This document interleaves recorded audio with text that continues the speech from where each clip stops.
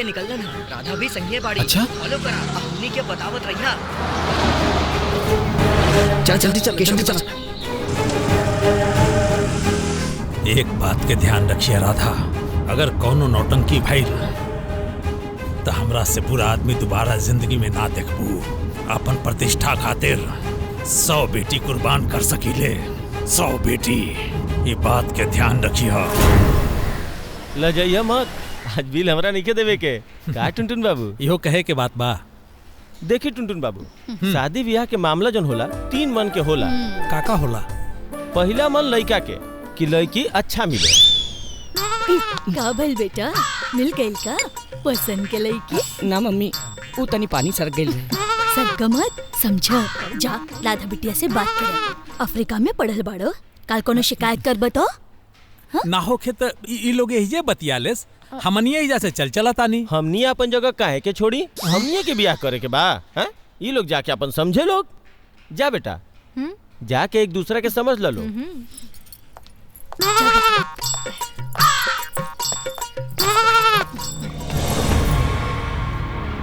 कहाँ रह गए लोग?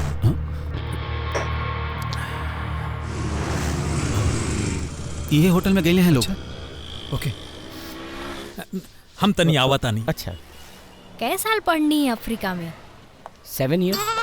खाली अंग्रेजी बोले नी का? अरे ना। अच्छा बताई, कैसा लड़की से ब्याह करे के बा? एकदम तोरे जैसन, आँख मारे वाली से। और तोहरा? अब पता नहीं खे, तनी समझे के पड़ी। तो जल्दी जल्दी समझा ना। चली हाँ समझे। देखी, ये हमार पहला ब्याह बा, पता नहीं खे कैसे समझल जाला। तब तो हाँ, सहेली से पूछ ले तनी। ओकर ब्याह 6 महीना पहले ही भइल है। मोबाइल दी, हम अपन मोबाइल घरे ही छोड़ देले हैं। ला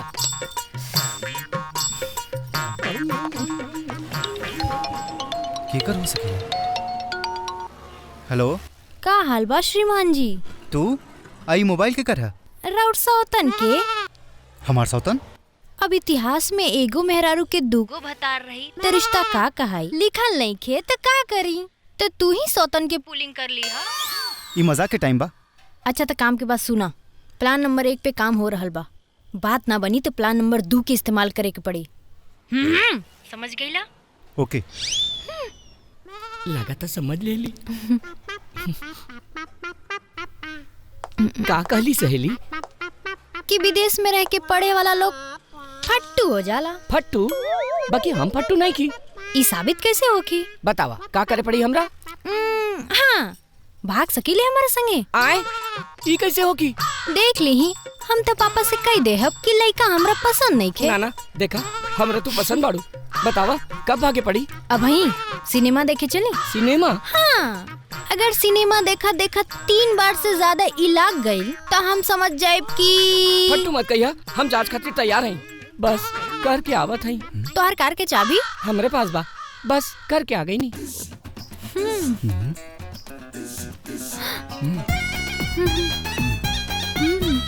तू जा, हम आवत नहीं। हाँ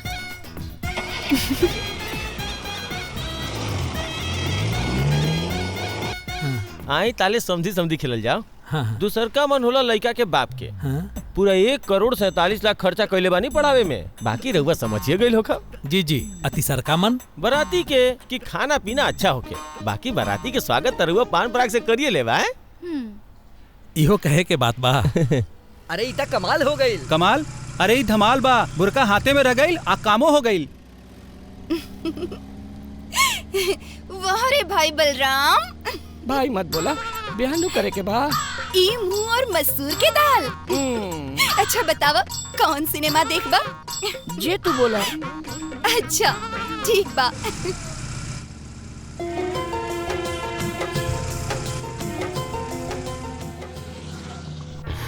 आइला सब अबले।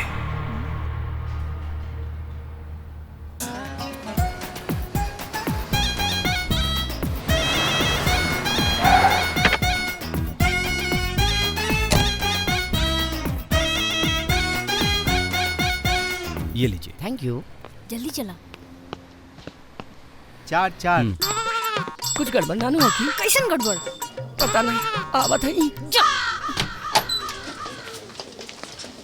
केशव राधा कुछ खैबू का? पॉपकॉर्न ले लिया। एक पॉपकॉर्न। Thank you. 2 बेर हो गई, एक बार रास्ते में और एक बेर यहाँ। बाकी रिजेक्ट मत करी हाँ। ठीक बा ठीक बा। और चला सिनेमा देखा चला। जा।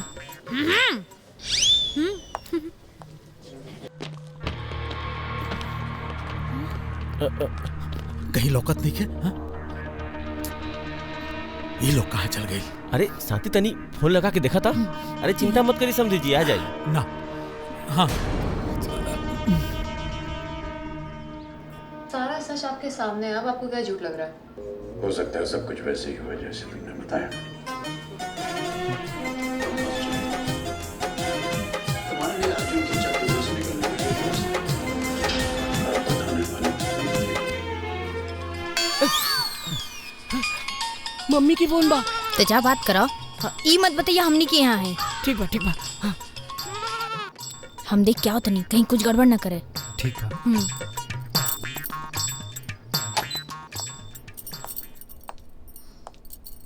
Hello mummy. ये का कर रहा है बड़े बेटा? पेशाब कर रही मम्मी। अरे अइबा कब? ना होके तो तू लोग चला, हम राधा के उनकर घरे पहुंचा दे। ठीक बा?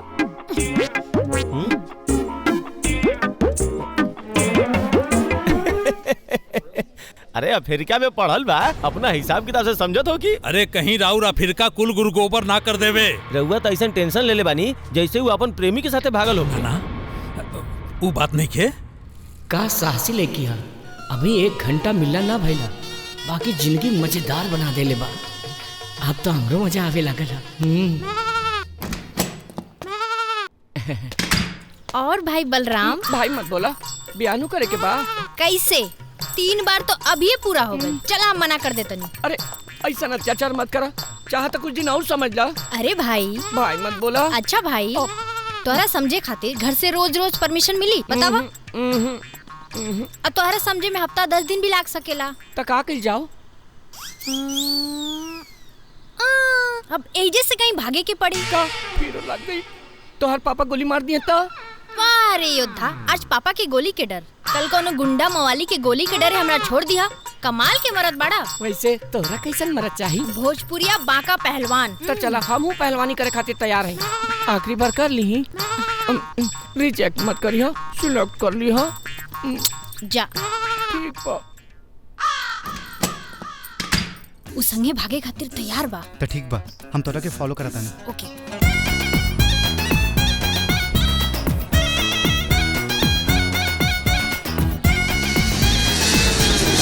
तोहरा तनी को डर नहीं की लागा है खातिर? जब तू साथ बाड़ा तो डर कैसा?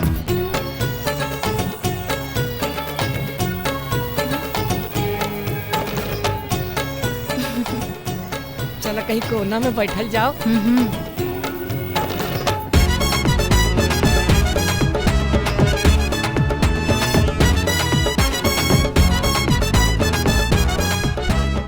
मम्मी के बता देला? नहीं, कैसे बताई, कुछ समझ में नहीं आवत। बुरबा कहीं के।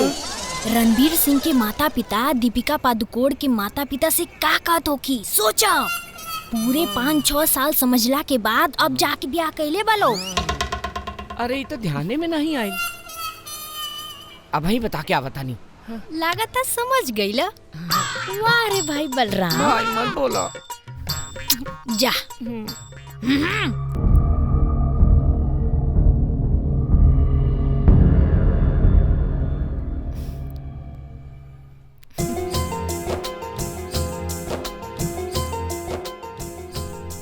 Love you Radha. Love you too Keshav. ईला तू दोनों पीला, हम तनी मस्त राम के समझ के आवत तनी। ठीक बा। Hello mummy. कहाँ बड़े बेटा? आ गई। नहीं मम्मी, जीवन के समझे खातिर, जीवन साथी के समझे खातिर, जीवन साथी के थर्मामीटर में सर्वश्रेष्ठ आदर्श पति के सम्मान हासिल कर सकी, वो ज्ञान प्राप्त करे खातिर अब होके वाली पत्नी के साथ हिमालय के गुफा में तपस्या होगी, जे में 8-10 दिन लागी मम्मी। अरे बेटा, टुनटुन बाबू के का कहल जाई? उहे जे रणवीर सिंह के माता पिता दीपिका पादुकोण के माता पिता से कहा तो किए।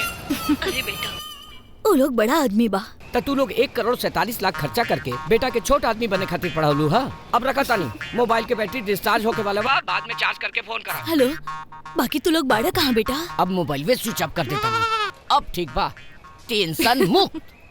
हेलो बेटा।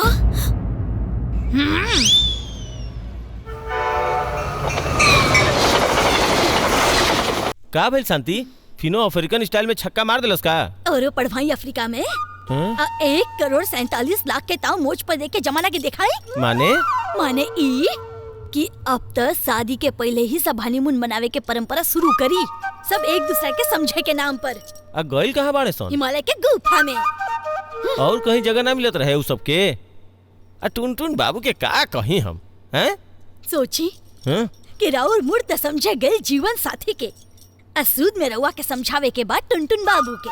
अब चली लगाई टुनटुन बाबू के फोन। अरे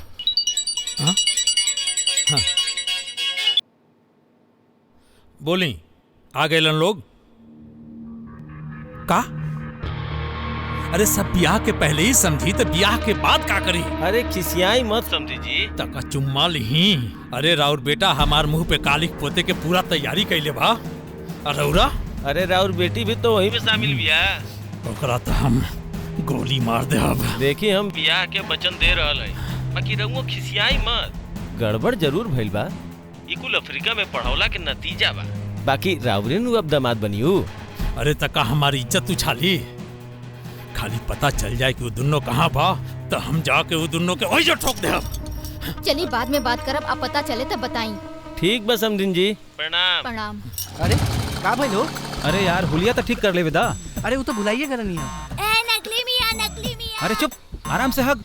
का भाई रे? अबू देखो नकली मियां। जाए दे तू आराम से हग, असली नकली के चक्कर छोड़। आगे जल्दी। हाँ दुर्जन, जरा पता कर उतिवरिया हिजे बाकी वो फरार बा। सुना, हमरा तो बहुत डर लग रहा बा कांति। अगर नेताजी के लड़की संगे गए होखे तो आग लगा दिए एजा। ना होके तो यहाँ से हट के नहीं हर भी चल जाओ का। अब ससुरारे में मुंह लुका के बैठे पड़ी तो भोरे ही निकल चलल जाई। 304 की चाबी। रूम नंबर 304 की चाबी दे दो। ओके थैंक यू। अरे हम ये बेचारा के काहे खातिर परेशान? कि तोहर परिवार पे कोनो खतरा ना आवे की शो। राधा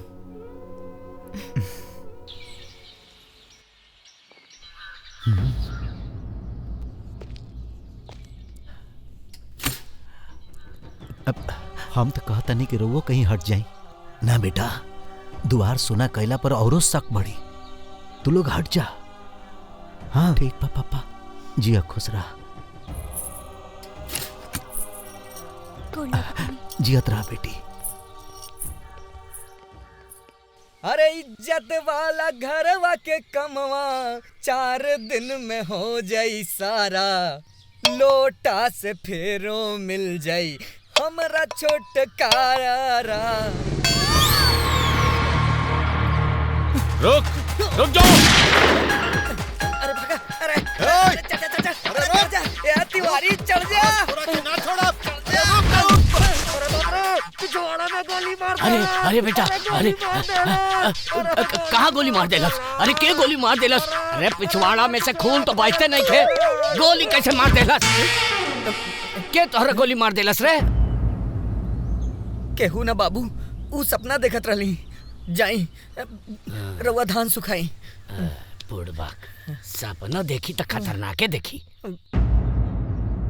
कोई ना कोई उपाय सोचा ही के पड़ी। हिट लिस्ट में तो हम ही बानी।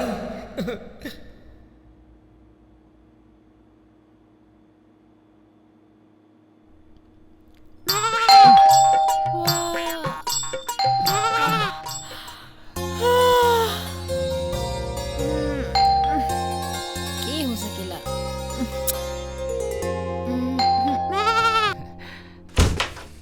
का बा? उ तनी चाय पिए खातिर पूछाइल रही। तू चल अपने रूम में, हम फ्रेश होके आओ तनी। ओए जे चाय पियो। ठीक बा।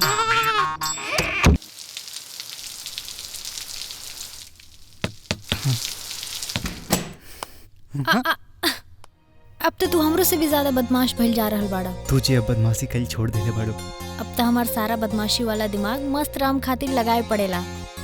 तुम्हारे पास तो बस प्रेम रस में डूबल रही, इतने प्रार्थना करत रहीले। राधा। अच्छा चला, अब अपन प्रेम से हमके स्नान करा दा। तनी चाय पिए जाए के बा मस्त राम के पास। अच्छा।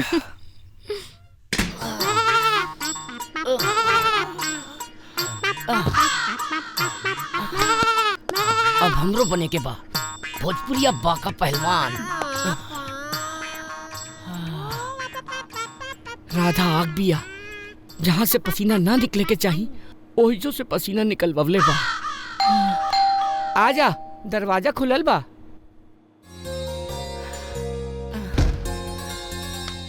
अरे वाह, सवेरे सवेरे एक्सरसाइज। भोजपुरिया बाका पहलवान नु बने के बा। वाह रे भाई बलराम। भाई मत बोला। अच्छा चाय के ऑर्डर दे देले बाड़ा? ना, दे देता नी। सुनी, हाँ? उ लोग से बात करके देखी कुछ पता चलल की ना। हाँ।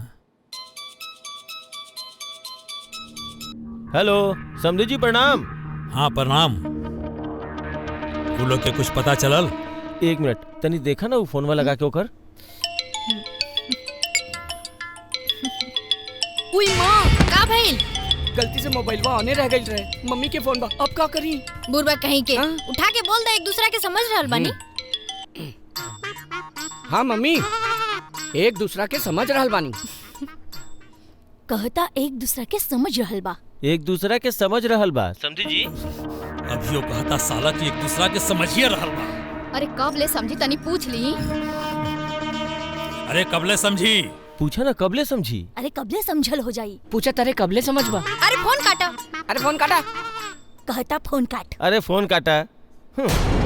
साला कहता फोन काटा, काट देलस। खीस पड़ल तो अभी जाके हम ना धीरज रखी। उ लोग बुड़बक जरूर बा, पर आदमी बुरा नहीं खन लोग।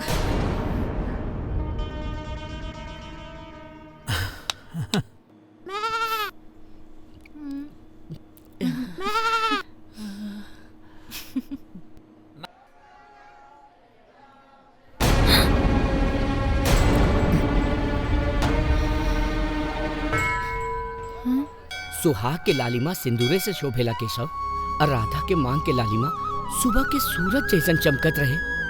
यह हमार मनोकामना बा। हमरा से छुपावे खातिर राधा के ये अधिकार मत छीना केशव। चला केशव, राधा के मांग भर के हमारी मनोकामना पूरा कर दा। हाँ केशव।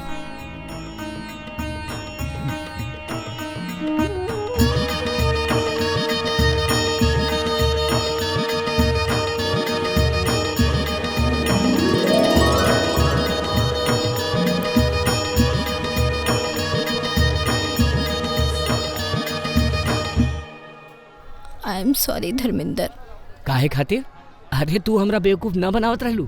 हम जान के बनत रहली कि तू लोग के प्यार के मंजिल तक पहुंचा सकी।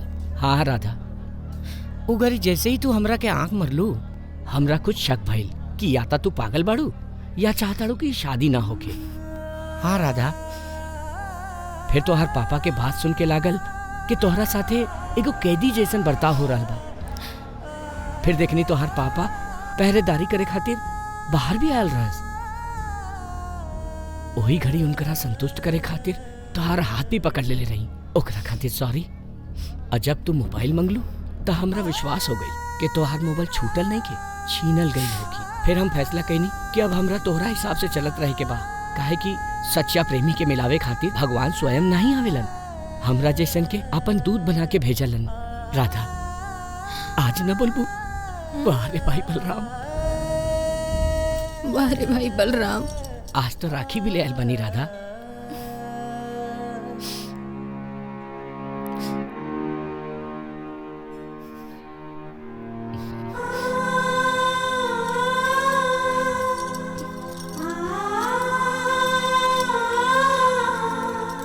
गोड़ के लागी। सॉरी भैया। भैया तू लोग के प्यार अमर रहे।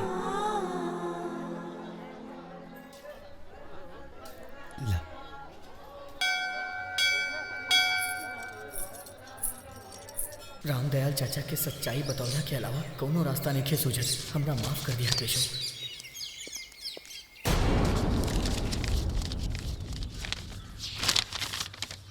आदरणीय चाचा जी, एगो गुप्त सूचना। आपका बेटा केशव अकेले नहीं, नेताजी की बेटी एक कौन मुसीबत में डाल लेला तू अपने आप के केशव। काले रही तनिका धीरज रखा। बात अपन करेजा में छुपा के समय के इंतजार कर, कोनो न कोनो रास्ता निकली। बाकी रब तो हमरा पास नेताजी के सामने अपन झोली फैला के भीख मंगला के अलावे कोनो रास्ता नहीं के बचल। नेताजी हम अपन देहो बेच के राधा बिटिया के खुश रखे के कोशिश करब। रामदयाल,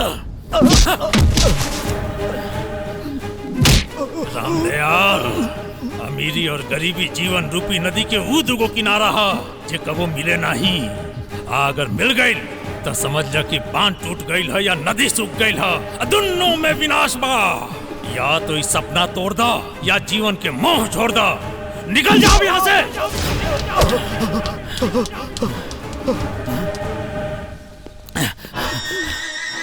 अभी कहानी में नया मोड़ कहाँ से आ गई। लागत है नाक कटवाइए के मानी। हमनी के यही घड़ी लाल बबुआ के यहाँ चले पड़ी। ना हो कि ताजोकरो हम ठोक। अपना गुस्सा पे कंट्रोल करी जी। अरे अब बचल का बाजे कंट्रोल करी। कमाल के बेटी पैदा कैलू है। प्यार करत या तिवरिया संग है, ब्याह करल चाहत या पहलवानवा संग है, अब भागल बिया लाल बबुआ के बेटा संग है। पूरा जलेबी बना दे ले बा। जलेबी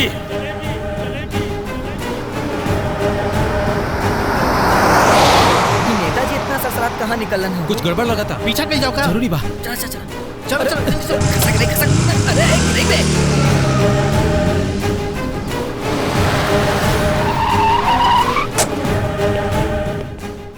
का? हाय देखा मम्मी। अरे बुड़बक, तो दूल्हा बने खातिर राधा के समझत रह कि भाई बने खातिर।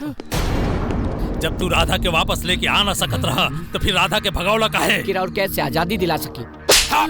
अरे ये बेचारा कहीं शहीद ना हो जाए आज। डैडी डैडी का भाई डैडी लगता हार्ट अटैक आइल बा। अस्पताल लिया चले। हां जोड़ता ही रहुआ से अब ही चलिए एजा से। न तो बेकार में सब। अरे का बेकार के? इस सब के तो गोली मार देवे के चाहिए। डैडी हम गाड़ी निकाला जल्दी। ना ना अभी चलिए एजा से। अभी तमाशा कैला के कोनो फायदा नहीं है। चला मम्मी गाड़ी निकाल लेनी है। ए बेटा गइल ले तबा। अरे बेटा ई टुनटुन छाप अटैक रहल हो। माने? अरे अटैक नकली रहल ह। ई त पूत मांगे गई नी, भतार गवा के आईनी, उहे बात भई। देखा अभी ताला बंद करा और निकला यहाँ से। चल चल चल। असली बात ही बा कि हमनियों के अफेरी के भागे के पड़ी, ना तो यहाँ खोज के मारी और यहाँ के कानून से बची हो जाई। अब का फेंके जाके रुकब। बुढ़ाऊ तो बड़ा समझदारी से काम निकलना ना। ई त हमनियों से ज्यादा जुगाड़ के प्लान सेट करे में उस्ताद बाड़े। हाँ चला अब। हाँ चला।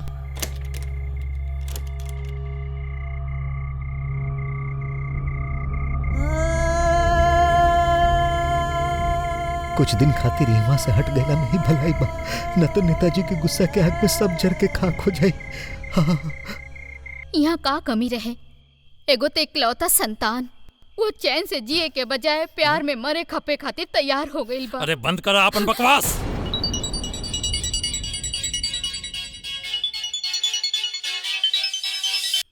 हाँ बतावा दुर्जन, कुछ पता चललू सबके? लाल बाबू और रामदयाल दोनों के घर पे ताला लटक रहा था। का? हाँ सर, फिर सब अस्पताल के छान मरनी। बाकी लाल बाबू नाम के कोनो भी आदमी अस्पताल में भर्ती नहीं थे। तो दोनों के जमीन खा गई कि आसमान निकल गई? वो पता करनी है सरकार। कैसे? सब शमशान में जाके पता करनी है कि लाल बाबू नाम के आदमी के दाह संस्कार भइल का? कुछ पता ना चलल। अब दाह संस्कार के बादे नु जमीन निकली। मतलब साफ बा, सबके सब फरार हो गए। ठीक बा दुर्जन, बाकी तू तैयारे रहिया, हम तोरा के बतावता नहीं। ठीक बा सर।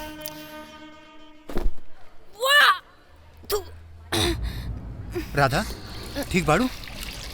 कुछ नहीं केशव, आप हो गए लोग। ना ना, हमनी को कोनो डॉक्टर के पास चले के चाहिए। अरे ओकर कोनो जरूरत नहीं खे। जरूरत बा राधा, हाथ मुंह धोला और चला। हमार मुंह पे कालिक पोते वाला हमार आँखी के सामने रहे और हम ओकर शिकार ना कर पैनी तुहार बेवकूफी के चलते। अयो पता ना कर पैनी को दोनों भाग कौन शहर में, ना तो दुर्जन के भेज के दोनों के काम ओई जे तमाम करवा देती। सुनी तो वो अपन प्रतिष्ठा के तो ख्याल करी, अब गुस्सा पर काबू रखी। अरे जब समाज में मुँहे दिखावे लायक ना बचब तब प्रतिष्ठा के लेके चाटब का? अब का करी? वो सबके कैसे पता चली? कम से कम ओकरो ठोक देले रहती तक कलेजा के आग तो ठंडा हो कित बखिल। 8-10 महीना में चुनाव भी आवे वाला बा, मन तो करा था कि तोरे ठोक दे।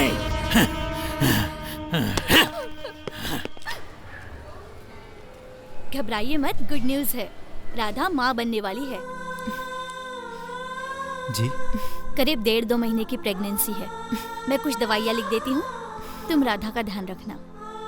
ठीक है मैडम। ना अरे पाहुल, हाँ? ई का? ना ना ललन बाबू, हो गए। आधे रोटी खाके? अरे का करें, चिंता में कुछ खाए के मने नहीं खे। डर लागल रहता कि अगर नेताजी की बात पता चल गई कि वो लोग कहाँ होवन तो सब अनहार हो जाई। से तबा तू तो सब जानेला कि ओकरे जन्म के बेरा ओकर माई हमरा छोड़ के स्वर्ग सिधार गई। हम मतारी बाप बन के दोनों के पोसनी। उहे दोनों में तो हमारा आत्मा घुसी आयल बा। पाहुल, चिंता से चतुराई घटी और दुख से घटी शरीर। माने? पाहुल, चिंता छोड़ी, अब फोन मिला के भगिनवा से बात कर ली। अब फोन से बात कैला पर कुछ गड़बड़ तो ना होखी? जे होके के रही से होखी। ठीक बा। तनी पानी पी ले बेटा। ले फूफा जी, पानी पी ली।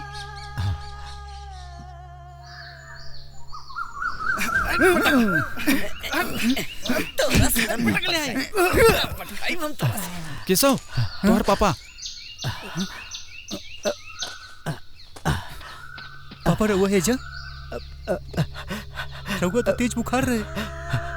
बेटा, पता चलल कि तू भूखले प्यास से एजा अखाड़ा में लागल पड़ा। तब मन नहीं मानल। हाँ, खाना लेके। हमार चिंता मत कर बेटा, हमरा में का रखल बाप। ला, तू खाला, खाना खाला। केशव,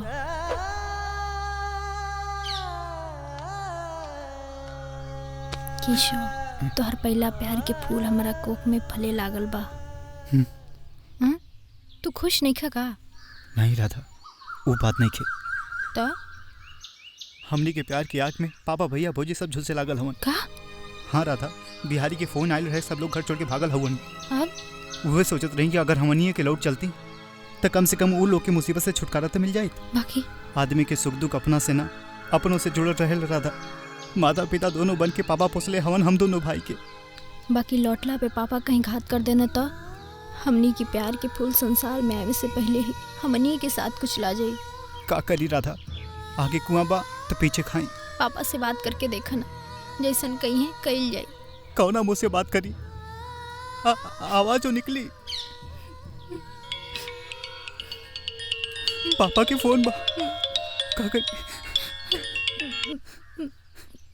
बात करो। हेलो पापा। काबिल बेटा। बेटा केशव। हाँ पापा। तू लोग ठीक ठाक बाड़ा नू? हाँ पापा, वो बिहारी बताओ तो रहुआ लोग घर छोड़। बेटा तू लोग हमने की चिंता मत कर, आराम से साल 6 महीना उन्हीं रहा ना तो जॉन रौद रूप में नेताजी हमन सब जर के भस्म हो जाए। जी पापा। हाँ, राधा बिटिया के कोनो तकलीफ ना होके ही ध्यान रखिए। नेताजी तो हमार वचन के तनिको इज्जत ना रखलन, बाकी हम उनकरा के वचन देले बानी कि अपन देहो बेच के राधा बिटिया के खुश रखब। पापा राउरी आशीर्वाद के मान रखे खातिर अपन जान भी कुर्बान कर दे, तब वो दुख ना होई।